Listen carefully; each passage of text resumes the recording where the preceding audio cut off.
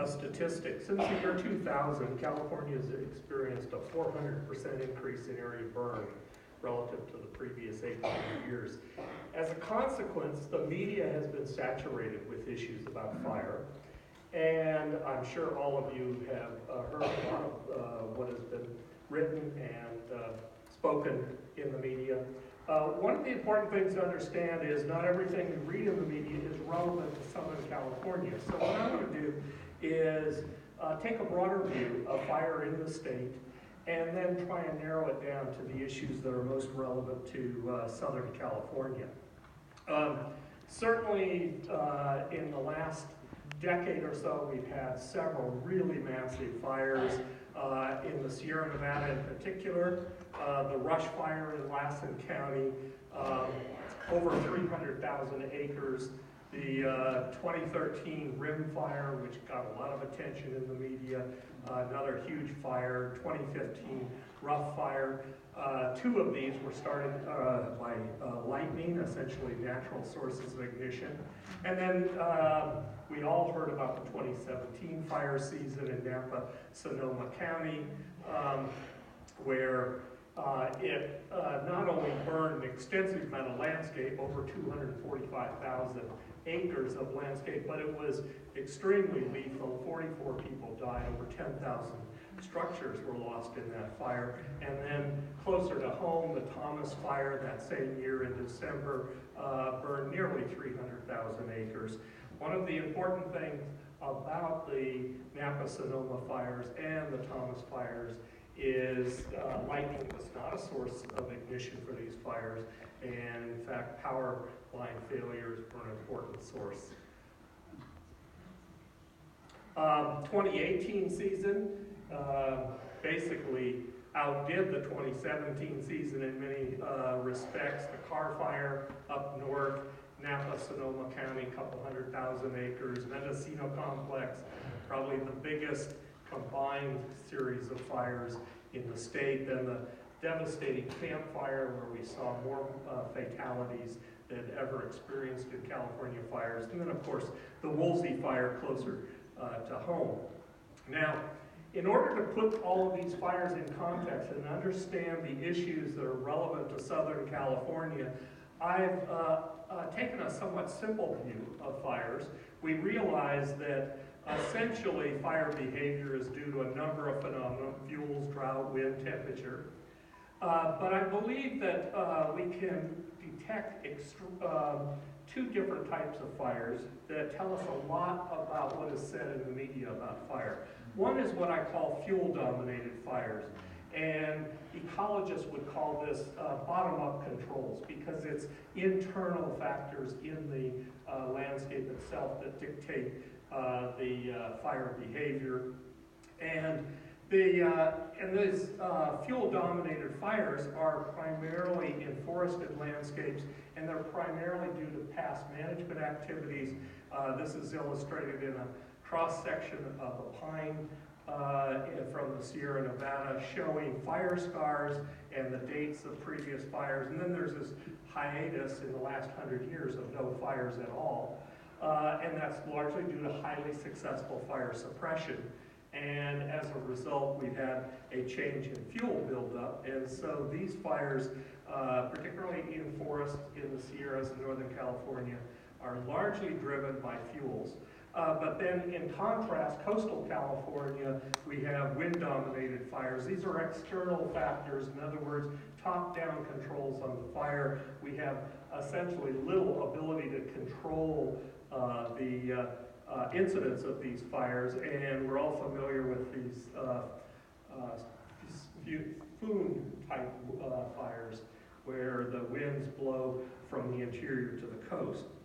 Now, just to give you an illustration of what we're talking about when we say fuel-dominated fires, this is the Rush Fire from Lassen County, and this fire perimeter map shows the past fire history, and the colored areas indicate when there were previous fires prior to the Rush Fire in 2012, and the hatched areas indicate areas that had never had a recorded fire.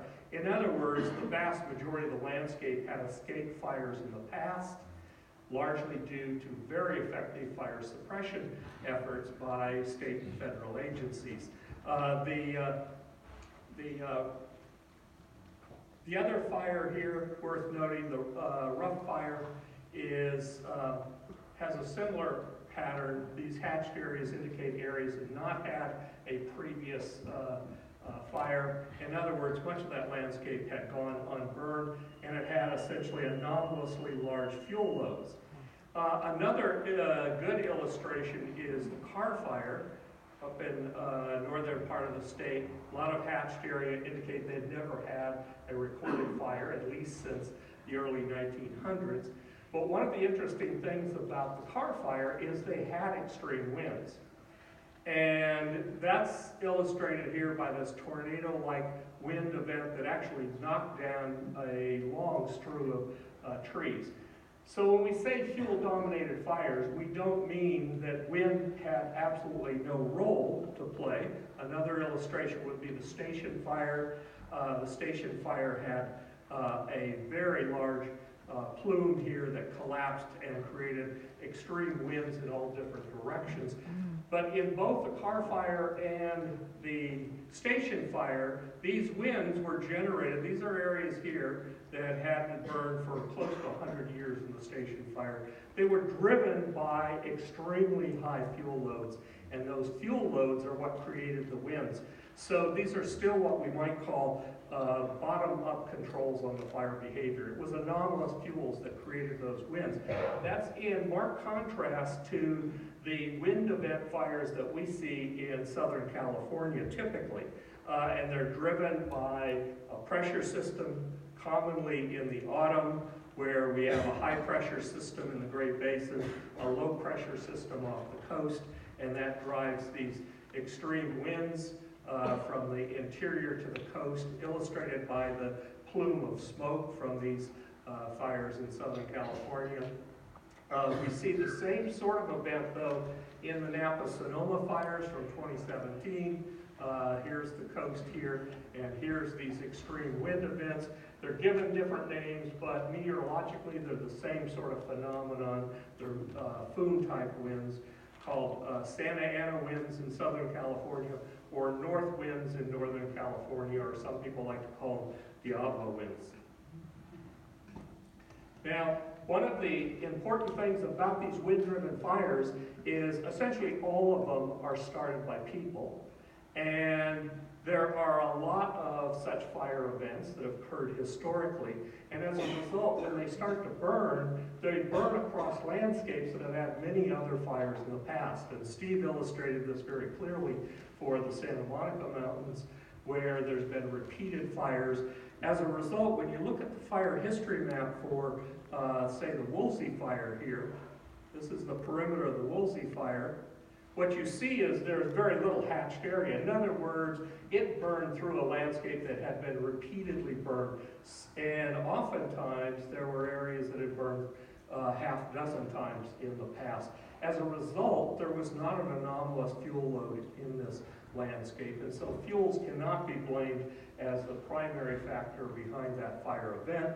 The same could be said of the Thomas fire. Here's the outline of the Thomas fire. There was a small area here near Ventura that had not had a recorded fire in recent history, but much of this landscape had burned in the past. So it's a very different fire history in landscapes subjected to Santa Ana type wind events. Now, just to illustrate some of the characteristics of these two different extremes, and these are hand-picked examples of the ones that are most distinctly different. Fuel-dominated fires, some examples here of fuel-dominated fires. They tend to occur in the summer, and they very often are started by lightning, whereas wind-dominated fires tend to occur in the autumn, and the red indicates they were during Santa Ana wind events, and these are the number of days of Santa Ana wind events. And almost never are they ignited by lightning. They're ignited by humans, either directly or indirectly through power lines. And in the last decade, we've had a phenomenal number of power line ignited fires. The other characteristic about these different fire types is the fuel-dominated fires tend not to result in fatalities and generally don't destroy a lot of homes, and that's largely because the fires don't move as quickly, but also it's not as heavily populated as these wind-dominated fires where we see the worst fatalities. So in other words, they differ not just in the month and the causes, but in their destructiveness. Whoops, I pushed the wrong button. Okay. Now, Steve already pointed this out. Drought is certainly a major factor in recent years in these extreme fire events, not just in Southern California, but across the state. This is an illustration of the drought pattern over a period from 1999 up to 2018. And this line here is a zero line. Anything above that indicates a moist period of time. Anything below indicates a dry period. And what we can see, as Steve mentioned, we have this 7-year drought in Southern California, but this blue line indicates the same sort of pattern for the Sacramento Valley. In other words, we had a big drought event there, and in addition to, and one of the results of the drought is a massive mortality of trees. This almost certainly contributed to some of the fires like the Rim Fire and the Rough Fire.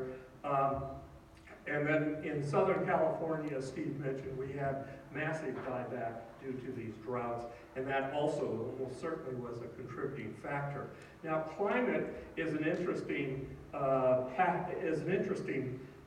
variable to look at because of our concern about global warming and climate change. And we've done extensive studies of how seasonal climates going back about 100 years on both state and federal lands, how fire activity has varied according to what the seasonal temperatures were like. And we broke it out by the Sierra Nevada here and the South Coast region here. And then this is winter, spring, summer, and autumn. And what we're doing is asking, okay, for a given temperature in a single year in winter, how did fire activity look? And what we see in a nutshell is, in general, and we've done a lot of different ways of looking at this, in general, winter temperatures aren't highly relevant, at least they don't come out in this study, but spring and summer temperature is highly relevant. As the average spring temperature and summer temperature goes up in the Sierra Nevada, we see an increase in fire activity. But what's interesting, in the South Coast, we don't see any signal like that. In other words, there doesn't seem to be a close relationship between how hot it is in the spring and summer and how much area burns. And part of the reason, I believe, is if we look at the extreme summer temperatures here in the Sierra Nevada in the summer, where we get the most fire activity, it's about 19.5 degrees centigrade. That's the lowest temperature we ever see in Southern California. In other words, one of the reasons we don't see a close association between seasonal temperatures and fire activity is because it's hot enough and dry enough every year in Southern California, potentially, to have a big fire event.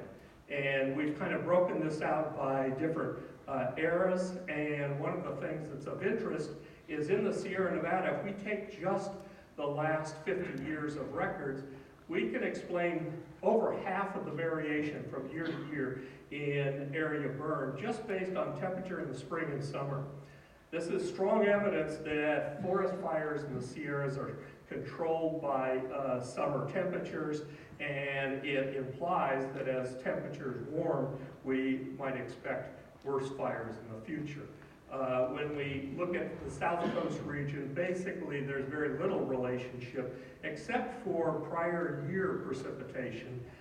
Shows a slight relationship in Southern California, and we believe that's because prior year precipitation produces lots of grass growth and weeds, and when you get lots of grass growth and weeds, it carries fires more readily. And the reason we likely see that in the last 50 years and not in the previous 50 years is because in the last 50 years, these purple areas are all areas that have been type converted in Southern California. This is going, whoops, This is going from the border down here up into San Luis Obispo County. Those purple areas are areas that have been type converted in the last 50 years from shrublands to grasslands. Now, one of our concerns, and it's a concern brought up frequently in the media, is global warming is almost certainly behind the increase in fire activity. At the present, we can say that almost certainly is true in forested landscapes where temperatures seem to play a key role. It's probably less true in Southern California, primarily because extreme winds seem to play a major role. In general, the idea that global warming is exacerbating our fire situation is driven by the fact that we've seen an increase since the year 2000 in area burned, and then we've also seen an increase in temperatures. This is average temperatures here, and it shows a slight trend towards increasing temperatures.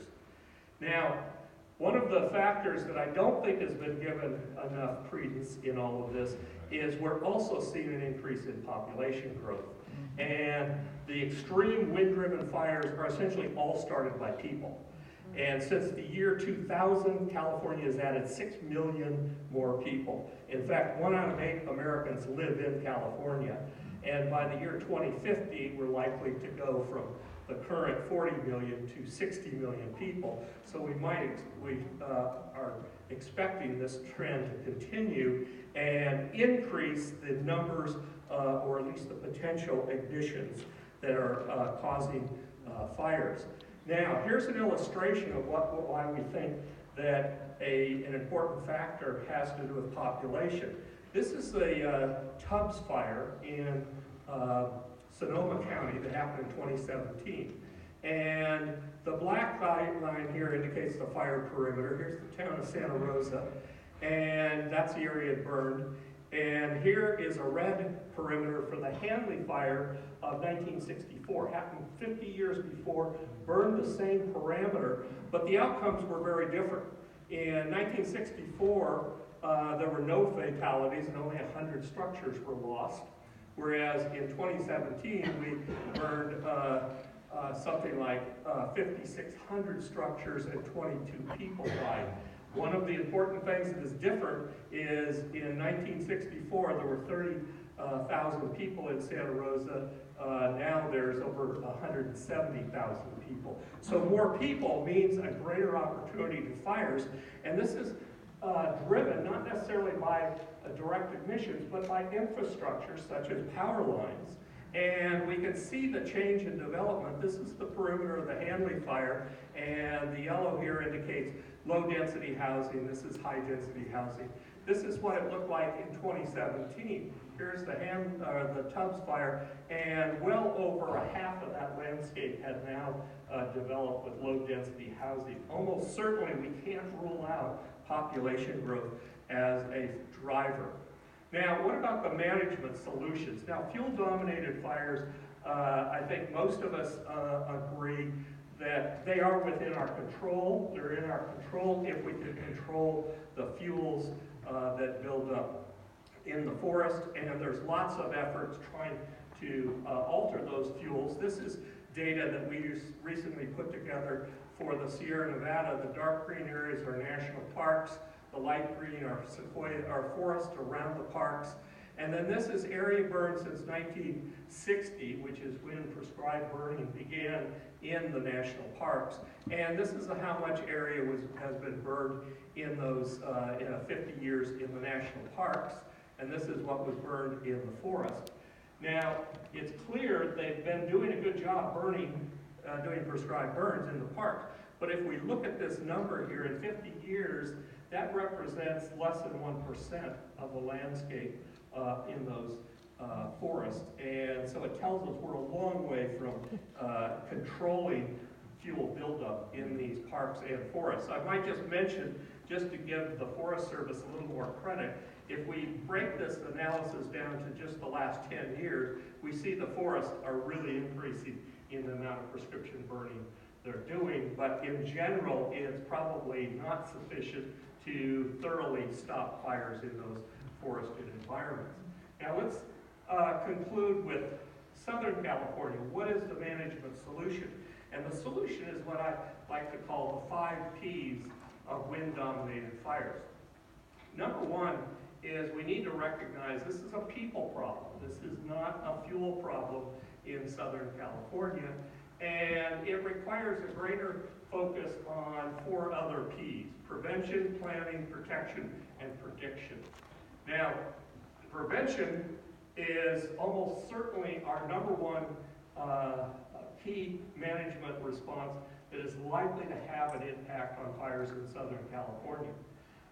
Fuel treatments, which are very important in forested landscapes, are likely to have far less impact than greater effort at preventing fires in California. A lot of this effort in recent years is focused on trying to reduce power line failures, and so that's one area where we potentially can make a difference.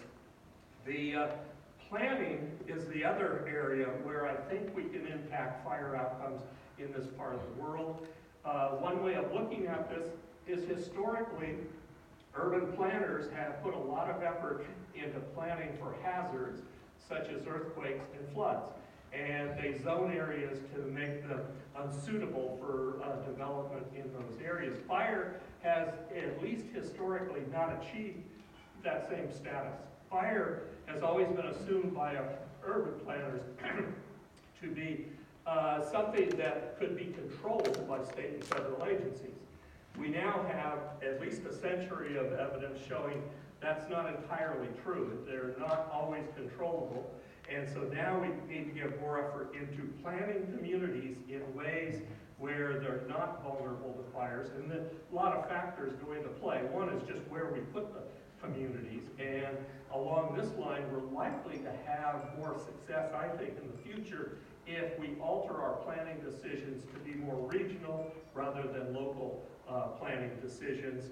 But then there are other issues in terms of how we plan escape routes within communities and a lot of other factors like that. Protection of homes is certainly a factor that is needs to be focused on more. Right now, a common theme, I hear this all the time from Marty Witter, we have to talk about the house out. In other words, we don't need to think about what's going on out in the landscape. We need to talk about what's going on around the house and from the house outward. And so we need to put a lot of effort into planning houses, both in terms of defensible space around the homes, and in addition to factors related to how we build homes. And related to this, my colleague and I, Alex Seifert, have just recently submitted a paper for publication where we've tried to evaluate what are the important factors driving housing losses in California.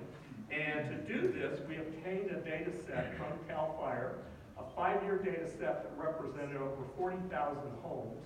Some of them burned, and most of them burned, but a good portion of them unburned within the same neighborhoods. And then CAL FIRE went out and visited these sites right after the fire and extracted a lot of information about defensible space and house structure. And I don't have time to go into this in a lot of detail. Let me just say, focus here on Southern California. One of the important things that came out of this is if we look at things such as defensible space, defensive action around the homes, these parameters here, we find that in Southern California, they don't seem to account for the differences between homes that burned and homes that didn't burn. What's really critically important is home structure. For example, the age of the structure, bent screens, eaves, external paneling, window panes. Those structural characteristics in this data set came out to be far more significant in determining whether a house burned or whether it didn't. And I believe that one of the primary reasons for this is most homes burn because embers land on the house.